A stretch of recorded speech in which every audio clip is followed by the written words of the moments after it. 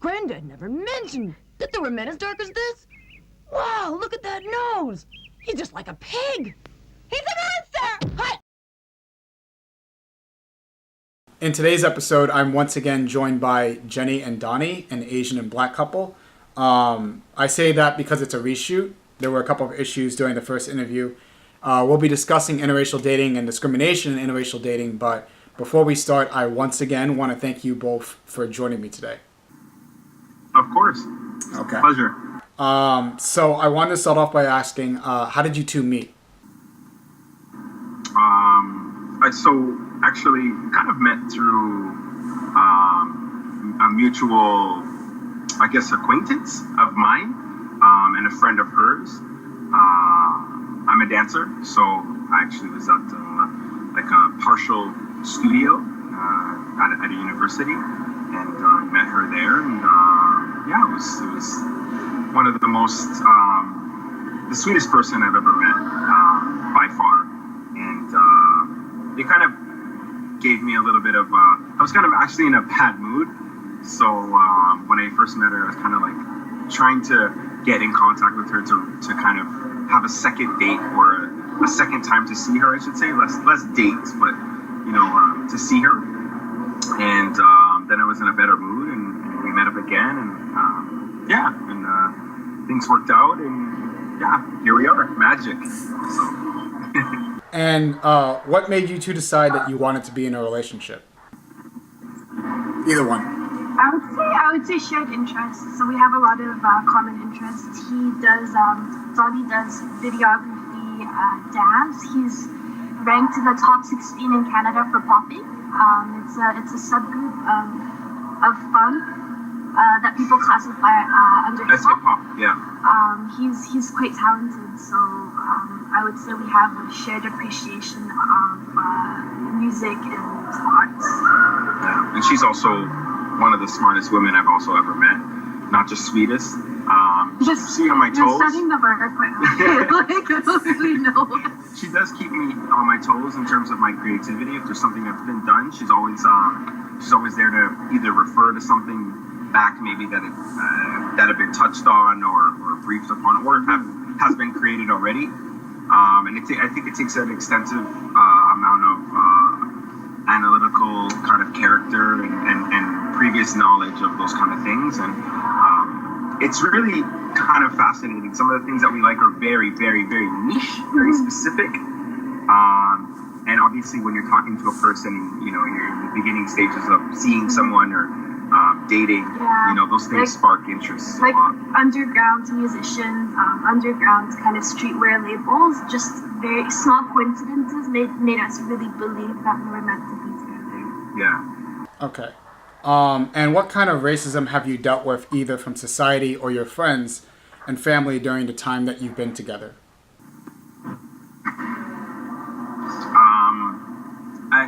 It could be as small as. Do you want to touch on that, or?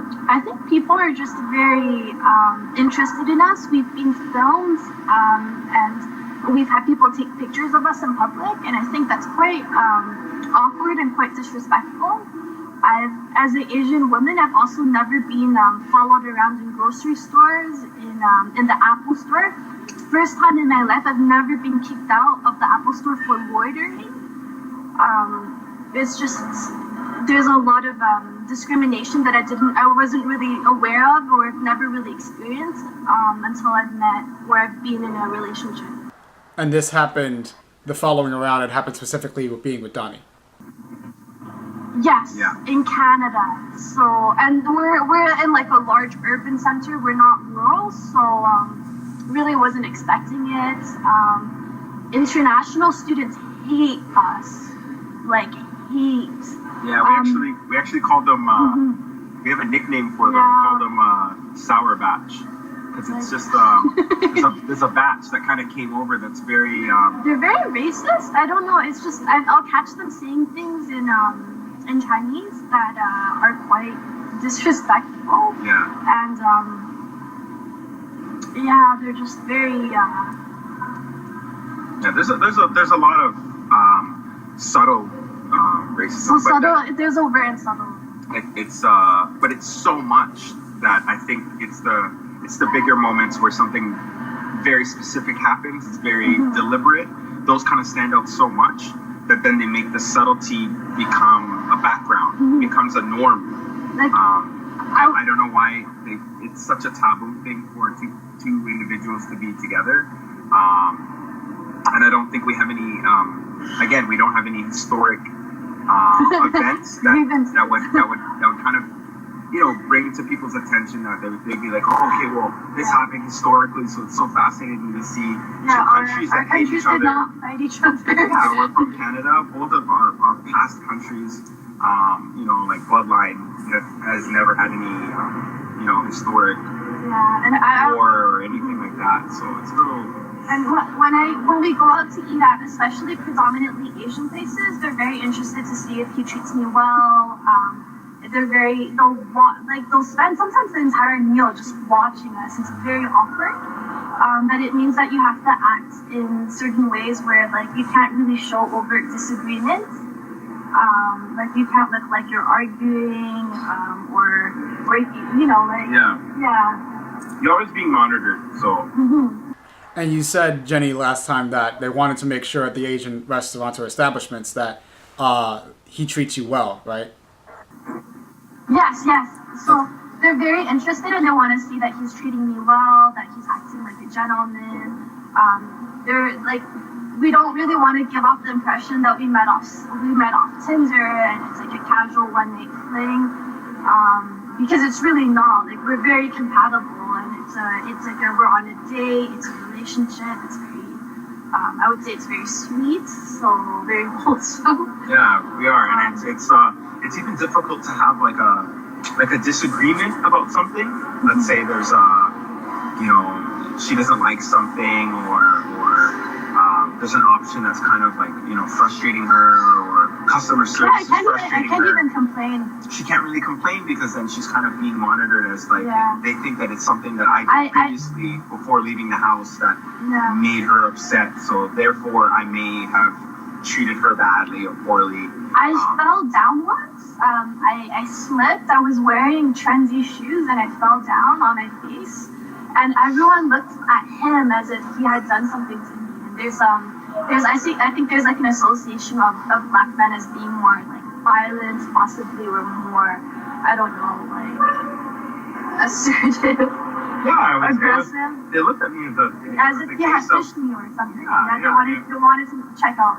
It wasn't anything for me to pick her up. I know that she tripped, and I know that there were new shoes, and they're not broken into, so the treads are very there, but it's just the looks that I got gave me the fact that this like almost hesitation to help her up, because it's like I would just naturally pick her up, but the looks that I was getting, it was like they looked at her and then they looked at me and then they looked at her. Make sure he wasn't grabbing me. It's terrible. Yeah. It's actually way worse for him. He always has to be on his best behavior. Shopping security guards will always give me the benefit of the doubt, whereas like I don't know why they would follow you around. It's just yeah, it's very strange. There were two points that I wanted to bring up in this question that were in the last interview. You had mentioned that you mentioned that the international community, like you said before, was an issue, but the Asian Canadian community was supportive. Was that correct? The Asian Canadian community? I would say that Asians born in Canada are extremely supportive. They think we're very wholesome, and we have something called we like to call it the gap effect, where we pull, if we're eating in a restaurant and they place us near the front, more people will come in. I don't know why. It's just that they see a sense of diversity. Yeah. And they really think that I guess they just think we're cute or trendy. Or trendy and these two different looking people are eating at the same place, therefore there must be flavor. I almost think that sometimes it's deliberate. We tend to get the window seat, I'd say 80% of the time. Yeah, and then masses of people will come. Like, I don't know. I normally fight for it, but since I've been dating her, I've never had to get a window seat with a problem or with something, that I had to mention or note. We just kind of get it on autopilot. So Okay. It's kind of interesting. Okay. And one more point that I wanted to bring up before the next question. Jenny, you had said in the last interview that Asian guys get angry. Yes. Is that something that you still agree with, that statement that you made last time, or? Yeah, I would 100%. I don't know why, as an Asian male, you'd want to date someone that looks exactly like your sister, but they feel like this sense of entitlement, and I understand that the dating pool is very small. I empathize with that, but again, it's not something you should take out on other people. Like they'll make quite nasty comments about him in Chinese, or Yeah, I find that Japanese hasn't been so bad. I don't. Yeah. If I were to speak in terms of all of the Asian culture so far, the most accepting I think is Japanese. I know that I've lived there for a bit, not very long, but I got to go there, and you kind of have to be a little bit insular. Yeah. I would say understanding everything and just take it for what it is. And I know that they're very extremely, I think one of the most, or if not the most homogenous country. I would say that the Asians born in Canada and other non-Chinese international students are more interested in the brands of clothes. Like they want to see, what brands his shoes are, and they're more interested in that. But I think the racial aspect has struck a very deep chord within like they look like us, as if we're aliens, or if they've never seen. I don't know. Like you're better at describing. They almost look at it like it's unacceptable, and I feel like there's a big like, oh shit, like it's like they're taking our women. They have hip-hop music. Yeah, it's like, and a lot of them like they are wearing brands that are that are from Black culture, or they are listening to music that. I know that they're always wearing like fake off-white. I don't know what that's about. Fake off-white? Fake off Virgil Abloh's brand, and he's a Black man. I don't know. The international students are quite. Yeah, and it's like there's no hostility, but they feel really like there's a sense of ownership towards her, and that it's almost as if I was dating their little sister and I was treating her poorly, and then I was seen in public for the first time treating her unfairly or poorly, and then that's their face that they have that I see, and it's a strong 90% that I see that. Wow. From my personal experience, it's like one of the most consistent things. I think consistently hostile community. Yeah, I'd say in terms of women, it's like maybe 60-70%. But a lot of it has to do with interest. I think they're interested. They're curious. Very, very curious. Mm-hmm. It's gonna happen. You're gonna get looks, but it's not always as negative. It's not always. It's almost like there's no always sharp eye. Like it's not always like hostile. Yeah. Is this like more like a why? Why would you do that? Kind of reaction. Right. Okay. My next question, because I know we kind of got into that. From a mental standpoint, how are the two of you able to overcome the racism that you've had to endure? Again, I would say being aggressively cordial, being polite, being well-spoken, well-behaved. But again, it feels like you're always being monitored in some way. I never got that in my previous relationships that were not with a Black spouse. Never this intense amount of scrutiny, I would say, is new. Yeah. The reason why I asked that question was because the last time we did this, Donnie had said something that was really interesting. And I'm paraphrasing. You said something along the lines of you had to be a certain class to date somebody like Jenny, have a certain dress or a look. And then Jenny had said, like, it sounded like an RPG, choose your skin. Is that how you felt in this situation, that like there was a certain level that you had to be to date somebody like Jenny? Yeah. And to be honest with you, I think you do have to be. My friends will joke around like, dude, she's too good for you. But, to be honest with you, she's too good for all of us, But that's just that she's an amazing individual. But in a literal sense, and in terms of feeling emotion of what we get from other people and how other people feel about us, it's either very positive or very negative. It's very polarizing. There's no in between, and if the in between had to be something, it would be people that are interested in the fact that we are making this work. So with that being said, there is such a big eye towards how our, how is this working? How is she being treated? And but yeah, I think it always feels like there's a sense of class. Like I always have to have something in my what's it, lineage? In my I mean, to be fair, I think people are quite classist. I mean, if I wore like Roots pants with like Air Force Jordans and I had a big bun on top of my head, they would kind of see me as like the stereotype of like a girl who only goes after black guys, who fetishizes them, and I think that's obviously not what it is. Okay. We had touched on this particular question already, but because it was in the last interview, I'm going to ask it. And if you have anything else to add, go ahead. How do you think that the different views associated with Black and Asian cultures may contribute to some of the racism that you've dealt with or any issues that you may have had?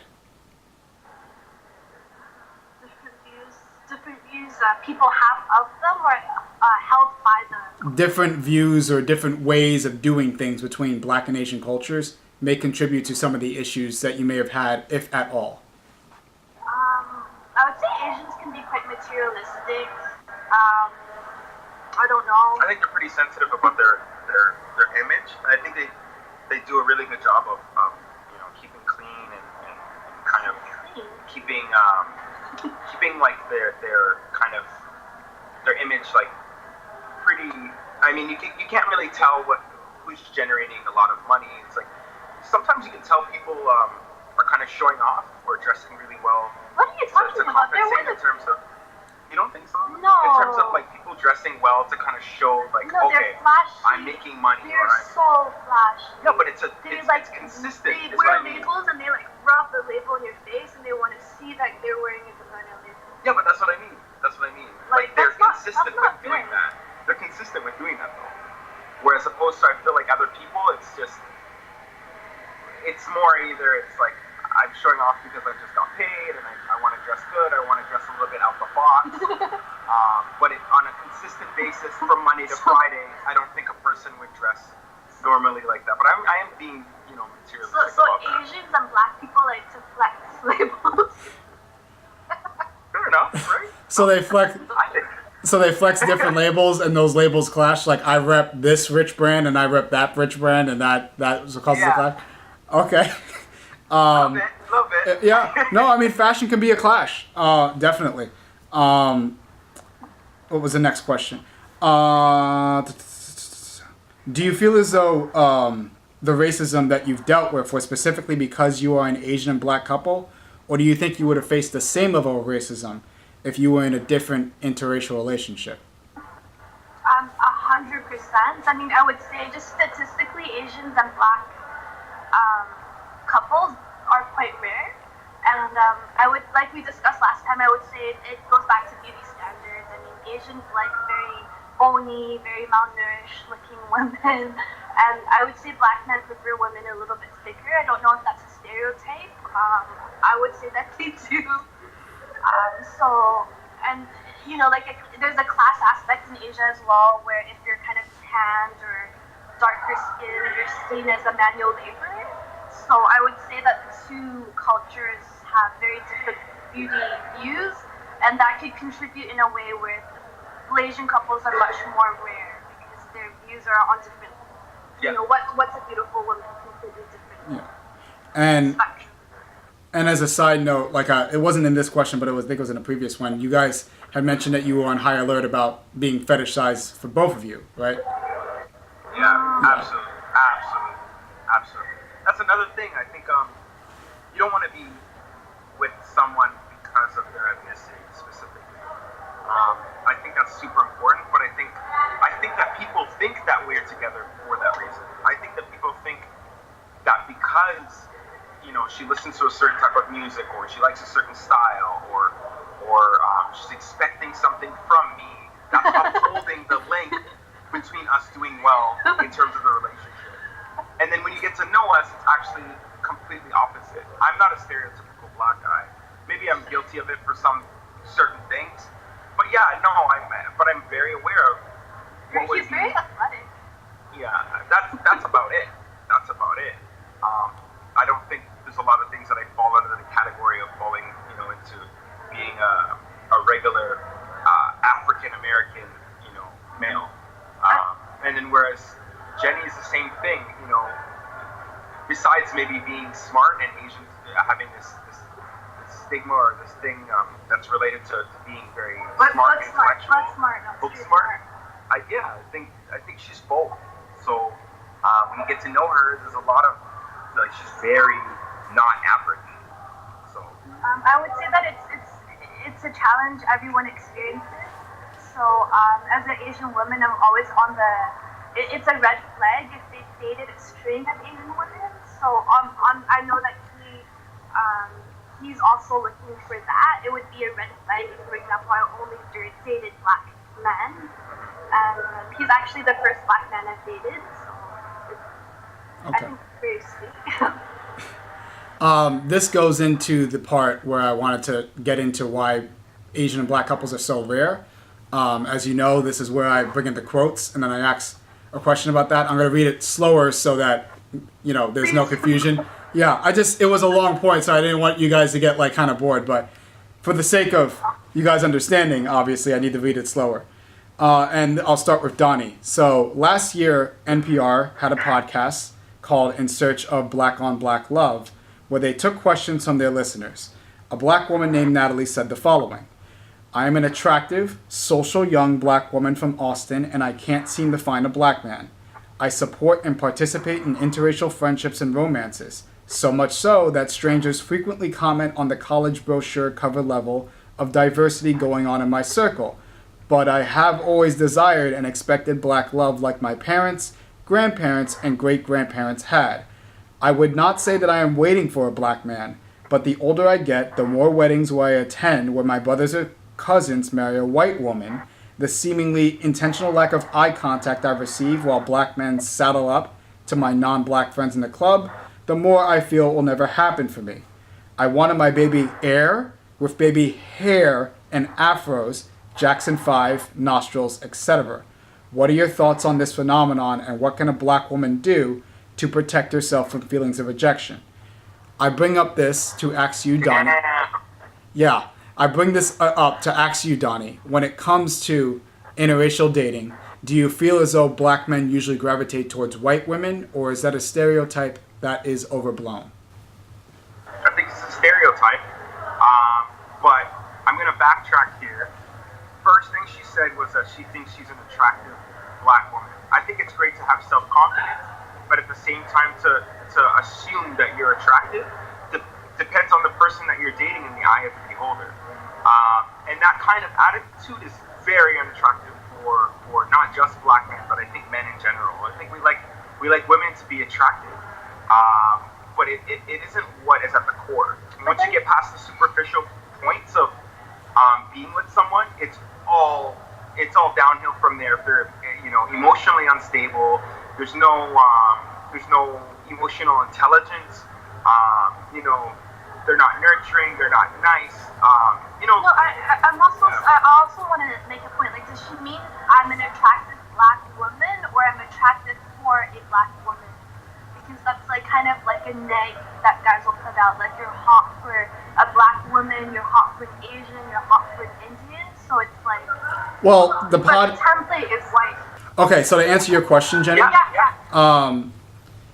From the way that I interpreted that quote in the podcast, I feel as though because they were talking about black relationships, it was just her saying that, because you're talking about black relationships, I'm a black woman, and, that's what it is. It wasn't to say, I'm a strong black woman. It was just to say, I feel like I've accomplished, and not to demean black women when I say that, but it's to say that I feel as though I've accomplished something. I'm a black woman, have things to offer, but the men that I pursue usually gravitate to white women, and I don't feel as though black men desire me. That's how I interpreted it. There wasn't any. But there's just more white. No, that's not true. I think it also has a lot to do with the upbringing of the individual. If they're very open into dating other races in terms of how they grew up, that's very, very, very important, because it could be just the other way around too.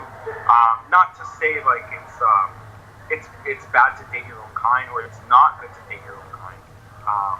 But I mean, if a person isn't used to that individual and they're expecting something from another person because of their ethnicity, I think that's the wrong way to go about being in a relationship. And I don't think, I don't know if she's stating that. I don't think she's stating that. But definitely, black men are definitely not down for a beautiful, attractive black woman. I think it's just less of them. I mean, just statistically, there's less black men, and like the dating pool for white people, there's just more. Yeah. And then the beauty standards shoved down your throat every day. Like, the media has told us for years, and they've tried to tell us for years, that Jennifer Aniston is the most beautiful woman in the world. Sorry, she's no. Yeah, she's not all that bad, but it's called minority and majority for a reason. Okay. You're called a minority for a reason. So, like if you were to just calculate how many people came in here, we're actually having, I know it sounds so typical, but we're having bubble tea right now. And, you just look at the people and the traffic that's coming in and out and how people view us. And it's happening right now around us.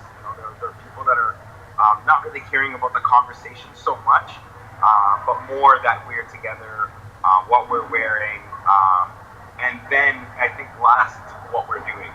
Okay. It's more, it's my arm around her and those kind of things. So, and you can see different ethnicities look at us as either really cute or not. But I feel like in terms of backlash, we get the least amount from maybe white and black. I think we get the least amount of black backlash. I think it's definitely either. But I mean, neither of our countries has colonized the respective country. Yeah. At least not yet. I mean, like if I were to look at historically the country that I would have a problem with historically would be actually Portuguese. He's from the Caribbean. Okay. So makes sense. Yeah, and so those are the people that tried to make my people slaves and all that kind of stuff. So technically, the worst thing would be to be with to bring home your mom. Your mom's like, oh no. But then again, that doesn't matter. That's something that happened historically. That doesn't mean that you can't do that, right? Yeah. So, but that's something I think I would be more accepted to understand why. Oh wow, this Mongolian country had a problem with this other Chinese country, and then this happened, and then it's like, oh, they're together. Wow. And that would give me a little bit of more insight towards the looks that we're getting. But we don't have that, so why are we getting these looks? And there's just certain expectations for how I'm supposed to look. Like, people will see that I have a black boyfriend, and then they'll immediately they'll look at my ass to see if I have ass. Like, they're not even discreet. They're not even discreet about it. I mean, it's a funny world. But I can imagine that happening, and it's just like, okay, what are you going to do about that? But before I get into Jenny's part, I did want to just close it off by saying, like, you did feel, Donnie, that stereotype was overblown, because we did digress a bit. Yeah. Okay. So I'll get to Jenny's part. Hopefully there won't be a cutoff. This year, NPR did a podcast called A Very Offensive Rom-Com, where they discussed, among other things, white male and Asian female relationships. They followed an Asian woman who called herself Elle, who found herself usually pursuing white men as romantic partners. During the podcast, she said the following, and she says like a lot, by the way. So what I thought I was just doing was paying attention to the guys like I found attractive.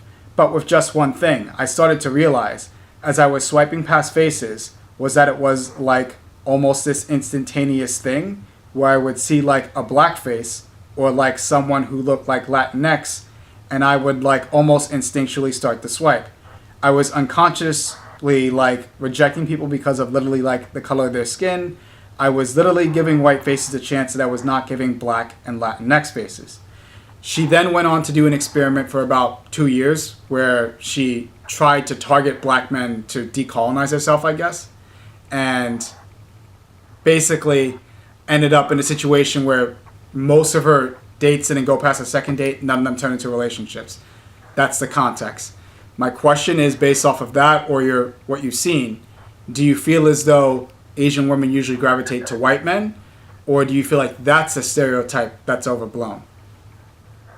I would say absolutely. The default is really to date a white man. I would say there's just more of them. And number two, like it's. I know in some Asian countries, less so in China and Japan now. Before it was a status symbol where if you brought home a white guy, it meant that you had a certain status. But now they're kind of. Now they're seeing that a lot of these English teachers are quite broke, or like, or they're kind of like 32 and teaching kids in I don't know, like elementary school, and they might not be as career oriented as they prefer. So I would say that trend is going away a little bit in Asia. But I think in Southeast Asia, it's still seen as like an instant status symbol. So like Thailand, Vietnam, you bring home a white guy, even if he's like a bum, it's considered a status thing. I would also say, like I've had like Chinese friends in Canada. They've been asked questions like, "Are you with your white boyfriend for citizenship or for permanent residency?" So there's also that dynamic that we have to consider. But I would just say that it's like a default. And I also want to make a point regarding the Black communities question. I think in Black communities, you're seen as kind of selling out a little bit if you go for a white partner. Like if you settle down, you can date, I guess, casually date someone white. But if you bring home like a white woman and make her your wife, you're kind of seen as kind of selling out and betraying the community because the community is so marginalized. They've had to band together, and that's why they're so close. And I found that with the African diaspora that's come recently, they don't maybe they grew up very comfortable and like it's just kind of like Black Panther, like Killmonger versus whatever. Where like they grow up in a country that's predominantly Black. They're very kind of comfortable in their skin. Okay. I don't know. Okay. I don't know if that makes sense. Well, just to summarize, you're saying that white male, Asian female isn't as popular as it used to be, at least in Asia, and that for black men, dating white women is kind of seen as selling out. Yes, I would say so. Okay. But do you feel as though... okay. Yeah. Do you feel as though the white male, Asian female thing, that's overblown? I don't know. I wasn't sure if I got that or... No, I think it's common. It's pretty accurate. It's accurate in terms of what we see, in terms of in majority. Okay. In majority. Yeah, but I just want to make the point that it's like white guys past 30, they start to grow like these poochy stomachs. I'm sorry. But like, Asians don't raise it and blacks don't crack. But whites get poochy stomachs. Good to know. Opinions. Yeah, no, opinions. Right? Opinions. No, it's an opinion. It's an opinion. Two more.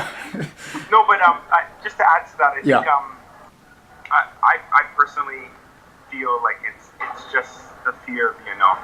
It's really the fear of the unknown. I think, and again, we shouldn't be like this. We should be dating whoever the hell we want to date, not based on religion, not based on ethnicity or hierarchy in terms of how you are in the society.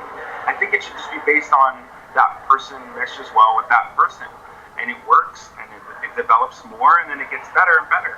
And I think that's how relationships work, and I think that's how they're supposed to be.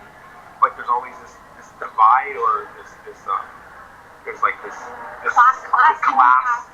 So it's this class, and I know we kind of see it in magazines and tell them about job interviews, like phone interviews versus going in, and then they're surprised that you're black. Yeah. Oh, you're black. You sound like a nice young white man on the phone. Yeah, it's always like that. They're always shocked as soon as I come in after the on-phone interview, and then I walk in and they're like, oh, you can see that question. It's like, oh, you're black, but they can't physically say that.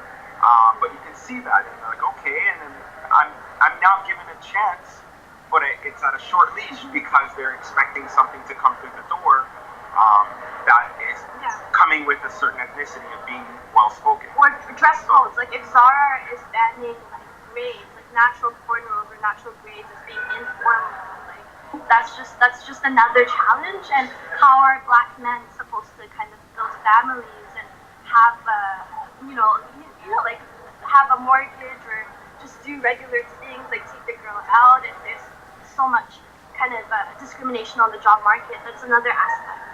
Yeah, and then that comes down into it trickles down into a bunch of other things that make other problems, or however people are, viewing you with a microscope. But the thing is also, I think, back to what you were saying with the question from the podcast and that statement, I think it's just like being scared of the dark. No pun intended on dark skin.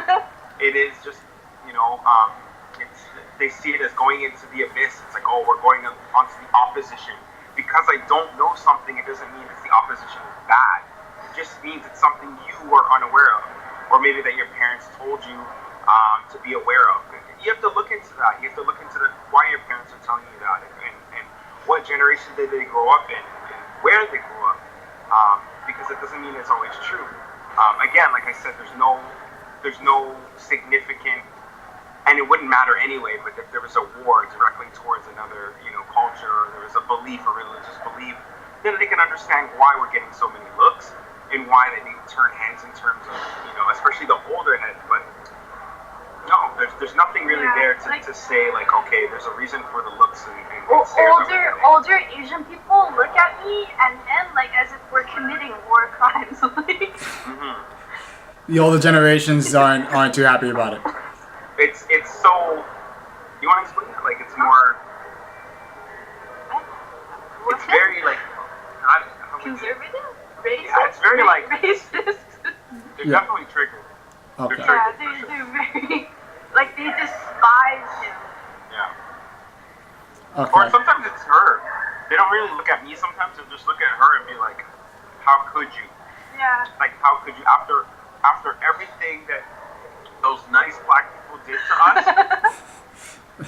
Wow, really? Okay. I'm not sure. I think maybe the migrant crisis has a role in it, because I think we have a lot of like undocumented migrants from Africa go to China, and then they're undocumented, so they can't work legally, or in Japan. So then there's an association of their skin color with like the underground. Like they'll be doing kind of undocumented construction, or they'll be hawking goods. So maybe that's where the older generation is feeling like this hatred towards the dark skin. I don't know. Yeah. And I understand that they may be doing it for a living, and to change their system or whatever they have in their country. Not to say that they're running from something, but maybe their economy is down and they want to live a better life or support their family, so they go to a different country. But it is attached to someone like me who comes, and then they're associating that I have to fit in a certain category. I can be there for a big international dance battle. They'll look at it as I'm there working illegally under a car.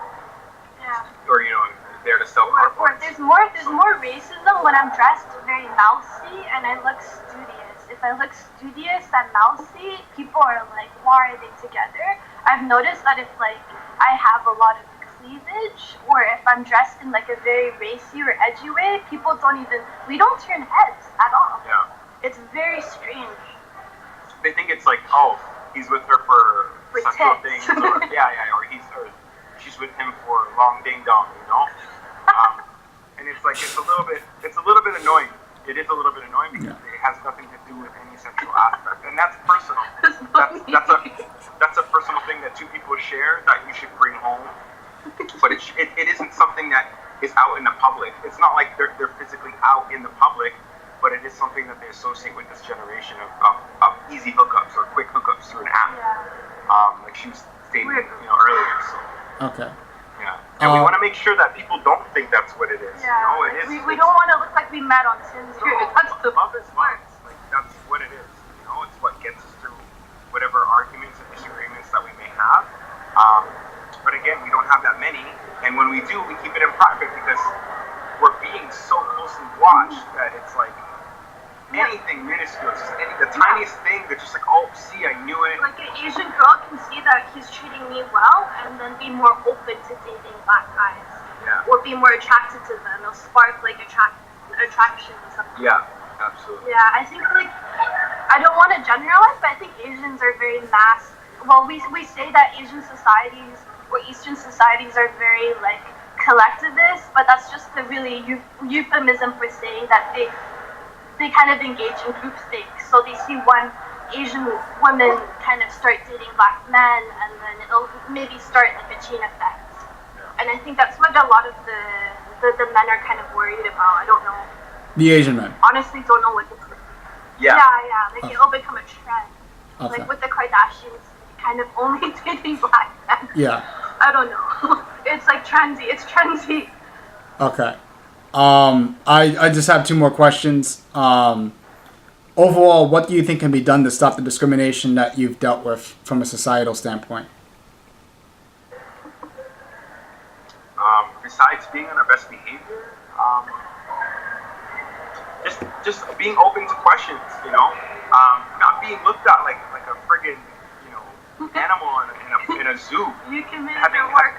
Yeah, or having people take pictures of us. Away from my sister. After we pass or to walk past us again to then get a picture of us, holding hands, after just having dinner. It's a little bit ridiculous, If you are interested, look it up. But hashtag we are the future.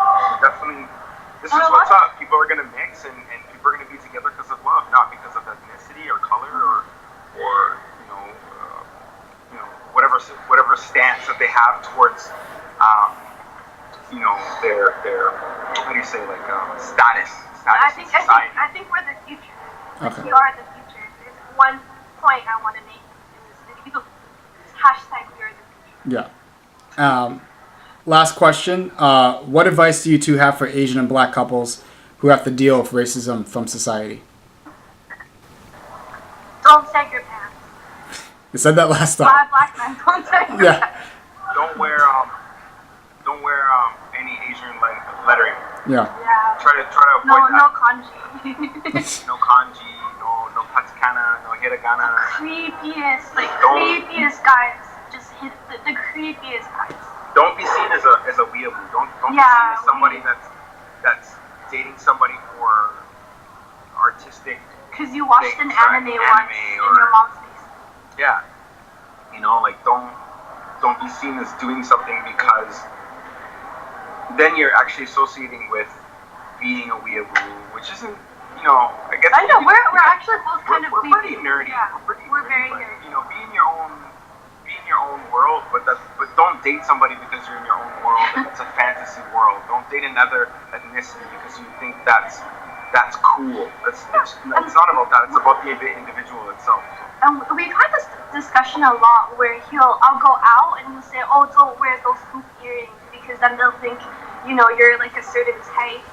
Mm-hmm.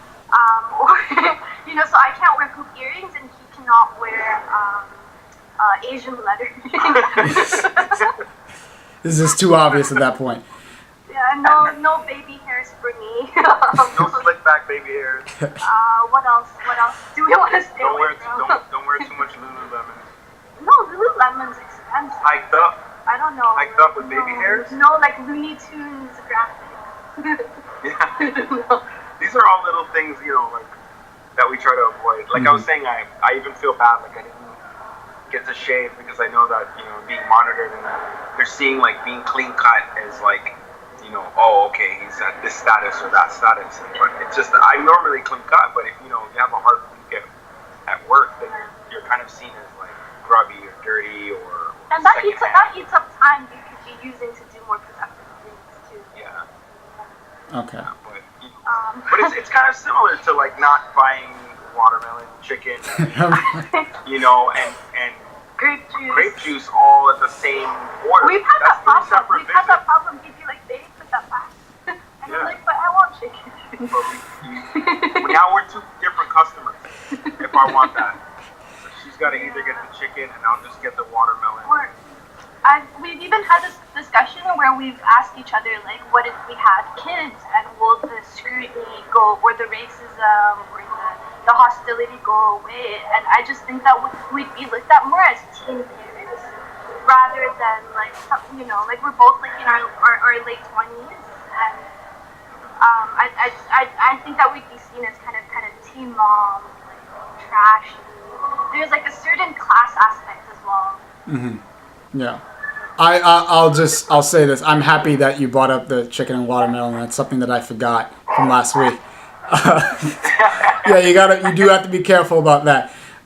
It's true. Yeah, definitely. Those were all my questions. I think that we covered everything from last week. If there was anything else that you had to bring up, go ahead. Otherwise, thank you for being patient and being willing to do this again. Absolutely.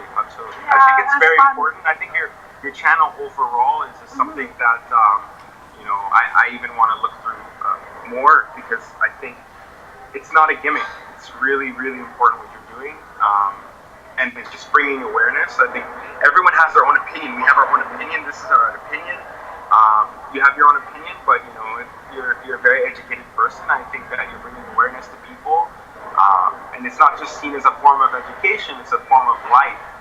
And it's just going to broaden the horizons for people, I think. So it's very beneficial to have a channel like this. You may experience backlash or you know, a lot of Do you get trolled? criticism, but Asian guys, sometimes, not all the time, but I'll get a comment. Not all the time, because I do cover it from their lens as well. But right. usually, if they see this, the Asian guys will be the first to react in a negative way. Yeah, I would say so. Yeah. Like, And again, I understand. Like, Sorry, go ahead. well, you did the depression once of the Asian guy when you're like, oh, they already have hip hop music, now they're taking out women. We don't mind. We don't mind if you do it well, but Yeah. it's just the fact that it's a contradiction to be so into black culture and then see a black person dating an Asian person and then take it all back. A lot of these like Korean and Japanese rappers have cornrows and like they're copying Usher dance moves. Like, they're wearing like horrible like Air Force One. Like black men don't even dress like that anymore. I don't know what they're doing. Yeah, like a respectable black man would not wear that. I don't. Do-rags are coming back though, so that's what Yeah, interesting. I don't know. I think like black and like aesthetically, black and Asian cultures border a lot, like Wu-Tang Clan and Pharrell, Kanye. Yeah. But they go well together. So. Okay. Before I end, I did want to put this on the camera because we brought it up. I don't want to downplay why Asian guys are angry. Like, I've started to understand why. I understand that I'm going to clash with them a lot on this, but I get their perspective now because I've interviewed people who perpetuate that narrative of Asian men being feminine or not masculine. Yeah, that's true. But at the same time, I'm not going to say that I haven't been trolled by them. That has happened. But I just wanted to point that out there. It's like, I'm not saying what they're saying isn't legitimate. I'm just saying that usually if I expect somebody to have an issue with what I'm doing, it's going to be an Asian guy. Right. Yeah.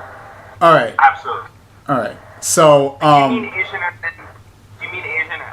a whole? Because even Indian men count as Asian, technically. Yeah, I don't know what type of Asian, like East Asian. East Asian. Are we talking about? East Asian. Okay. Yeah. Usually. Because, Yeah. yeah. Very, like, yeah. Indian is Yeah. different. Indian is different, but at least in this particular situation. But if you're talking about this stuff, East Asian men will probably get angry. And again, I'm willing to talk to them about it, but I know that this is a sensitive subject for them. But I would say that groups like BTS or these Korean pop groups are using that androgyny to their favor. They're going like women find that quite attractive. Right. Like androgyny or kind of being a bit more bold with your clothing choices. Yeah. I mean, again, times are changing. You know, women are accepting more maybe. men with beards and men. You know, Or men with makeup if they so wish. Yeah. But again, it's a very slow process, and it's a smaller preference as opposed to. I think it's socialization. I don't think the Canadian Asians men that grew up here have never given us any issues. It's usually the international students. Yeah. Yeah.